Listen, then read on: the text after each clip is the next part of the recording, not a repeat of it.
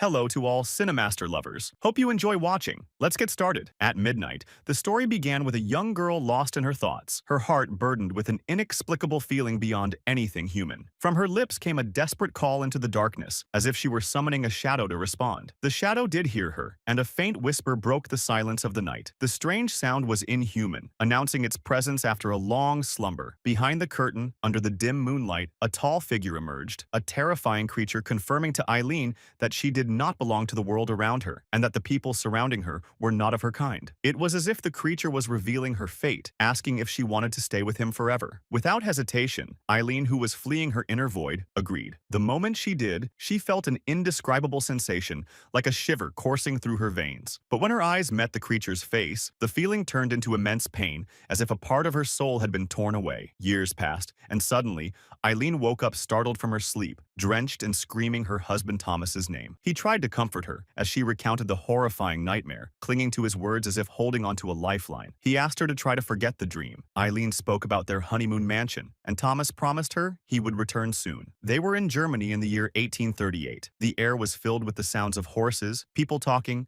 and faint lights casting long shadows on the walls. Thomas hurried through the streets until he reached a real estate agency. The manager, Herr Nock, greeted him without scolding him for being late. Thomas thanked him for the opportunity, especially now that he had greater responsibilities after marriage. Herr Nock responded in an unsettling manner, as Thomas was not used to mixing his work with his personal life. Thomas assured him of his dedication to his job. The manager mentioned a deal with a foreign count, a descendant of an old family, who wanted to buy an old castle in the city to live out his remaining days in peace. The castle was in ruins, but the count was adamant and willing to pay a large sum. Thomas was tasked with traveling east to meet the count and finalize the contract. Although the journey was somewhat inconvenient, Thomas knew it was important to prove his worth at work. When Thomas returned home, he told Eileen he would be traveling for 6 weeks and that everything was arranged. She gazed at a bouquet of flowers and asked him not to leave her, trying to share her recurring nightmare. But Thomas, recalling the doctor's advice, asked her to forget such things. Eileen then described a dream where she saw a new wedding, and when she approached the pool, she realized her husband was not there. It was death itself. Despite the sorrow in her heart, she felt a strange happiness in the dream. Deeply moved, Thomas embraced her and promised to return safely and fulfill all her wishes. That night, they went out with Friedrich, Thomas's close friend. Amid laughter and tension, Friedrich shared that he was expecting his third child. Everyone raised their glasses in a toast of pride. In a fleeting moment of joy, Thomas said that he and Eileen would have children once their circumstances improved. He promised to repay the money Friedrich had lent him. Meanwhile, Eileen would stay at Friedrich's house while Thomas was away. After some pleasant conversation, Friedrich went to put his children to bed. Thomas apologized to Eileen for the upcoming period of separation. Later that night, as Thomas slept, Eileen carefully cut a lock of her hair, as if afraid to disturb a sacred moment, and placed it in a precious box, wanting to preserve the essence of their love. Elsewhere, Herr Nock performed a sinister ritual, writing words in his own blood and declaring his allegiance to his master. On the day of the journey, Eileen's heart was filled with pride and hope. She asked Thomas to return safely, reminding him to send her letters every day. She gave him the box containing her lock of hair, renewing their vow of love and emphasizing that their sacrifices were for a better future. Thomas left amidst the cheers of village children, with music and dancing as if the entire village were celebrating his departure. However, the joyful atmosphere turned sour when a group of people mocked some others and drove them away. Thomas, not wanting trouble, decided to spend the night at an inn before continuing his journey to Castle Orlok. The innkeeper spoke curtly, warning him not to mention the castle's name. When Thomas revealed he was going to meet Count Orlok, the villagers grew uneasy, urging him to return home. He had to pay double the usual rate to stay there. Before retiring to his room, an old woman warned him in a terrifying tone not to approach the castle, fearing even its shadow, as the horrors. Зрение, боязнь даже его тени, как ужасы внутри могли запереть его без выхода. At midnight, Thomas woke up in fright. From his window, he saw a group of men carrying a woman on horseback, claiming they were purifying her soul. The scene was strange and terrifying, as they took her to a grave surrounded by a demonic aura. Thomas could do nothing but shout at them to stop. They noticed him, but in that moment, Thomas snapped out of it, finding himself disoriented and muddy, as if he he'd been outside. The next morning, he found the streets empty and his horse missing. With no other choice, he continued on foot through desolate paths. Night fell as he traveled, and suddenly, a carriage emerged from the fog, racing madly before stopping abruptly in front of him. No one stepped out to assist him, but he felt the carriage would take him to Castle Orlok, so he climbed in, resigned. The carriage sped unnaturally fast, suffocating him. Along the way, he felt pressure on his chest, his heartbeat pounding in his ears. The path grew increasingly grim, with twisted trees resembling skeletal ghosts. Finally, the carriage passed through a cracked gate, marking the entrance to the castle. As he disembarked, he saw a crumbling castle with cracked walls and dim lights. The doors slammed shut behind him with a loud bang. A strange, unnatural voice addressed him. It was the Count, reprimanding him for being late and informing him that midnight had passed and the servants were asleep. Thomas tried to explain, and they walked together until they reached an upper floor illuminated by the flickering light of a large fireplace. In the trembling light, Orlok asked him to place his bag down and sign the contract immediately. Thomas suggested waiting until morning, but the Count vehemently rejected the idea, and he says to him, "Call me sir." Out of respect, the Count's agitation increases, and Thomas feels a pressure in the air, as if there are many unseen eyes watching him. Then Orlok fills a glass with a dark drink, marks it with his long claws, and hands it to Thomas. Thomas takes a small sip, terrified, his eyes fixed on the Count's face, which resembles death to the extent that a shiver runs through his body. Trying to distract himself, he talks about the customs of the region, mentioning that he saw people who died in the birch forest. Orlok falls silent with a slight smirk, saying, "Those are just myths. Don't believe them, young educated man." But Thomas recounts the terrifying weather he witnessed and how there was a corpse. At that moment, the Count lets out a terrifying scream. Then, with a wave of his hand,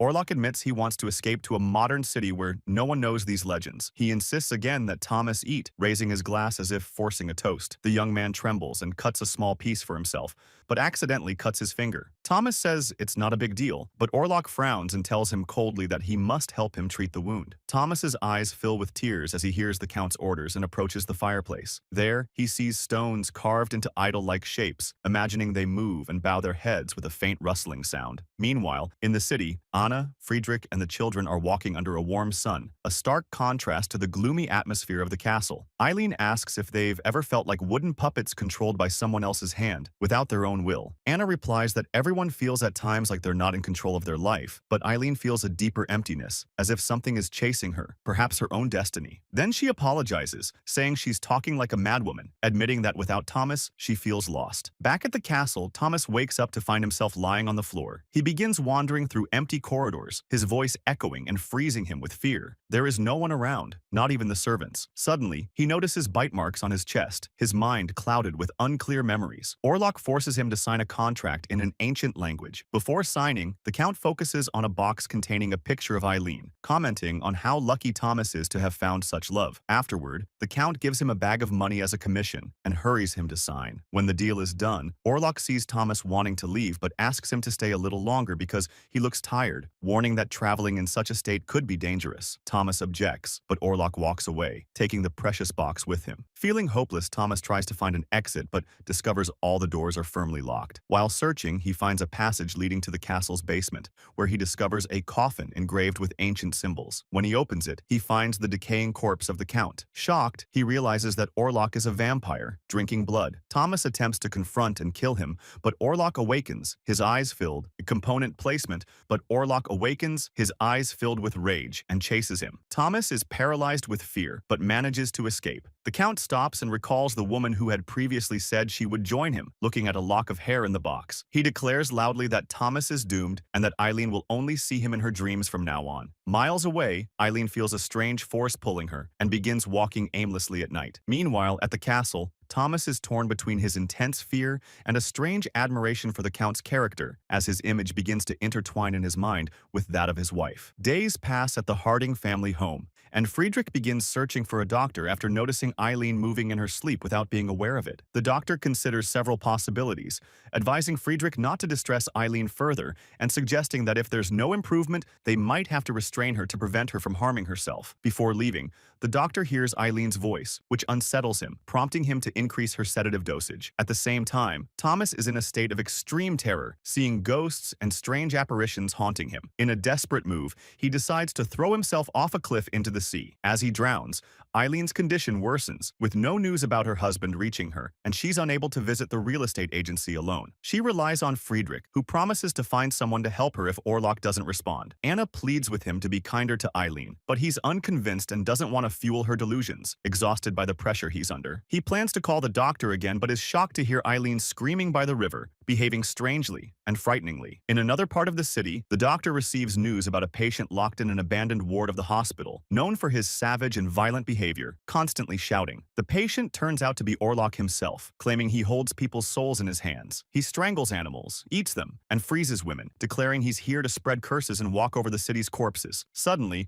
Orlok attacks the doctor, and none of the guards can stop him. At the same moment, Eileen experiences strange seizures. After the doctor contacts Friedrich, he discovers how obsessed Orlok is with his worship of evil, repeatedly saying, "He is coming," increasing Friedrich's worry about Thomas's disappearance. Coincidentally, a woman finds Thomas unconscious in the river. With the help of some nuns, she rescues him, bringing him to a safe place. When the doctor treating Friedrich hears about this, he suggests consulting someone from Switzerland who specializes in rare phenomena, but warns them that this man was expelled from the university due to his obsession with mysterious secrets. The nuns use incense to revive Thomas, who wakes up terrified, screaming Orlok's name. The nuns exchange concerned glances, saying the devil wants to destroy his soul and turn him into a mere shadow. Thomas's mind is consumed with Eileen, desperate to return to her, but the nuns advise him to stay in the church where evil cannot enter. They explain that the count is bound to his cursed land, making him difficult to defeat. Thomas senses that Orlok is on a ship heading to his homeland, pursuing him because he wants to reach Eileen and merge his fate with hers forever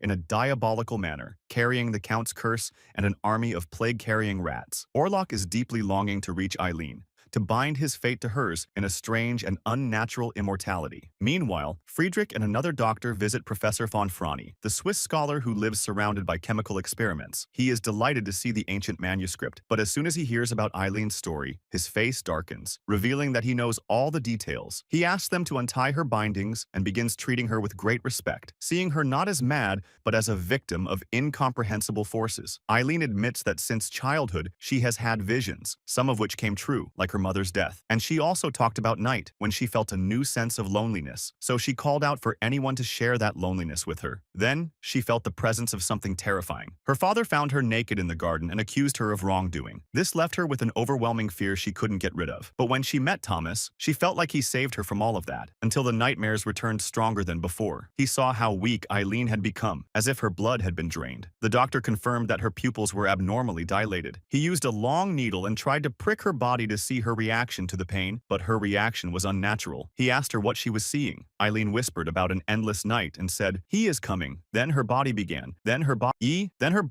convulsing in strange spasms, her back arching in a terrifying way. Suddenly, she predicted a future filled with blood in the city. Fear filled the room, and everyone was terrified. After this episode, von Fran confirmed his worst suspicions, that there might be a demonic entity connected to Eileen. The Harding family couldn't accept this idea, but the doctor insisted there was no medical explanation for what was happening. He confirmed that such entities might choose specific souls and that Eileen was in unimaginable danger. He also requested that they stop giving her sedatives. On the ship, the sailors were terrified, throwing corpses into the sea, claiming that the dark cargo was the cause of the plague spreading. One of the sailors went down to inspect the coffin but was attacked by a massive swarm of infected rats. When he tried to escape, he felt claws gripping him. He screamed and broke free. Meanwhile, someone still trapped in another place began vomiting a white substance, attacked the guard, bit him, and then escaped, running through the streets screaming, "My master is coming," spreading panic among the people. The ship approached the harbor, and Eileen felt this inside her, accompanied by a vague sense of foreboding. She found Thomas collapsing from exhaustion,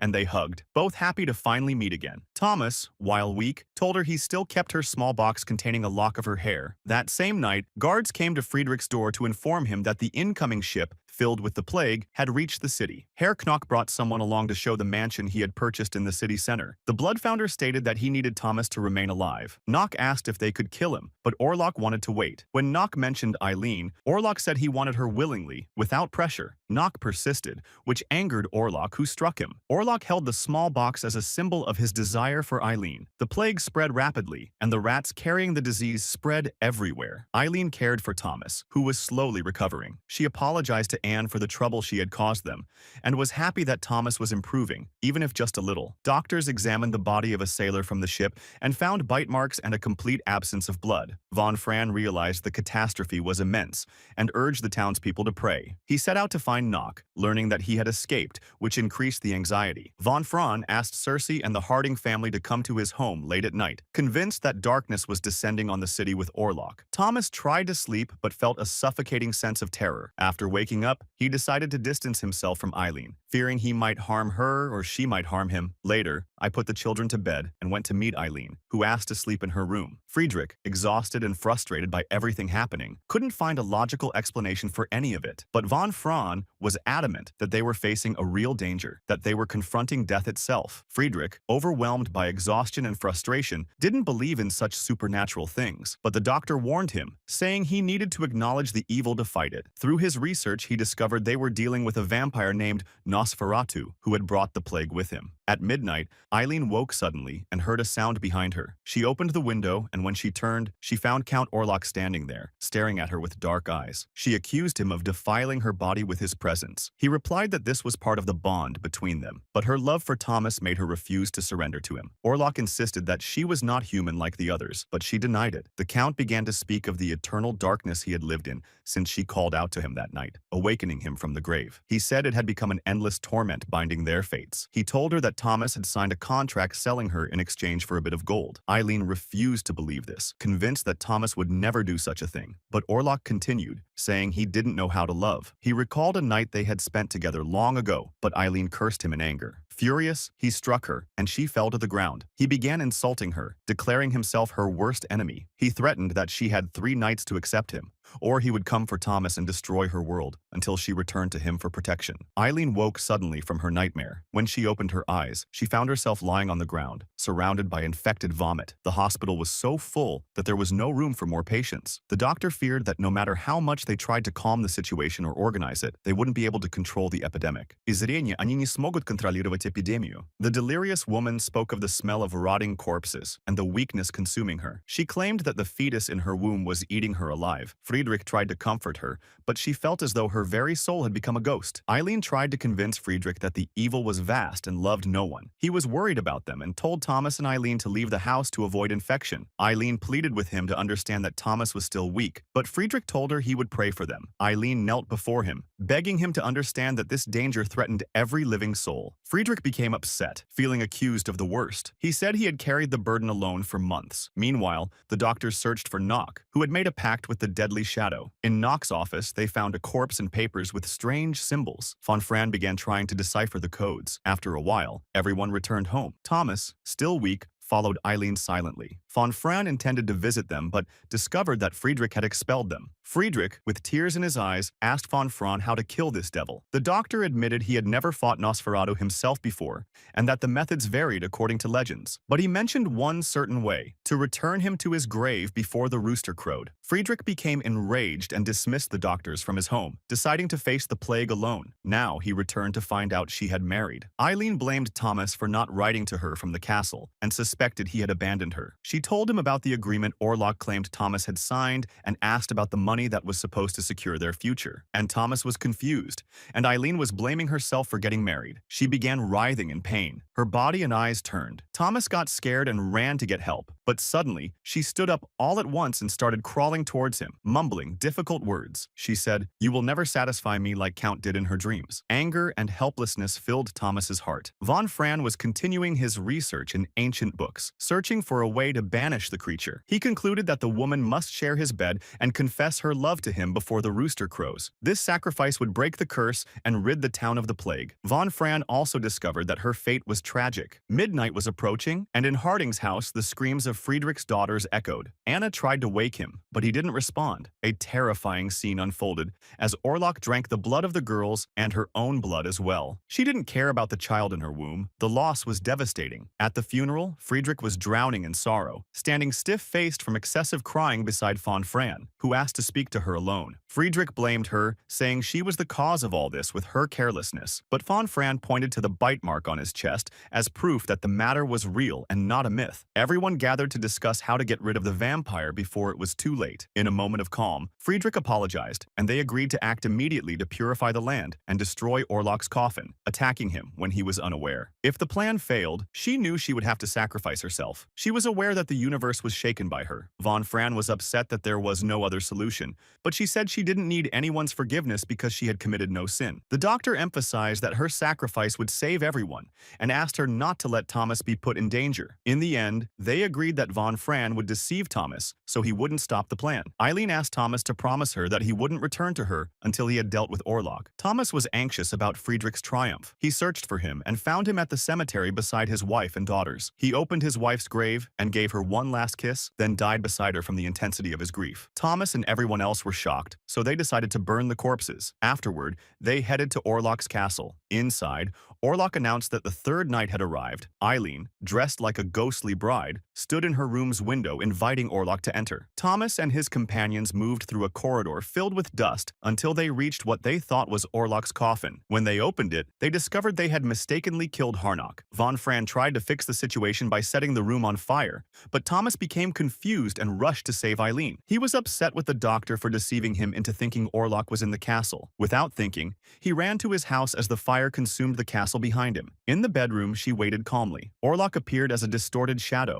appeared as a distorted shadow. Asking her if she was ready to come closer willingly. She nodded in agreement, sealing the cursed pact that bound their fates together. The ritual concluded with a kiss in a bloody ceremony. Suddenly, Thomas burst into the room and tried to stop what was happening. But with the crowing of the rooster and the first ray of daylight, Orlok screamed in agony. His eyes began to bleed before he collapsed and died in pain. Thomas held Eileen in her final moments, watching her disappear before him due to the sacrifice she made. Her act saved the town and freed Thomas from Nosferatu's control. The sun rose gently, illuminating the final scene. Thomas tried to embrace his wife, whom he loved with all his heart. The morning light revealed Eileen's ultimate surrender, bearing witness to the sacrifices that saved everything. And that's the end of our film today. If you enjoyed today's video, give it a like and subscribe to see our upcoming summaries. See you in the next video. Goodbye.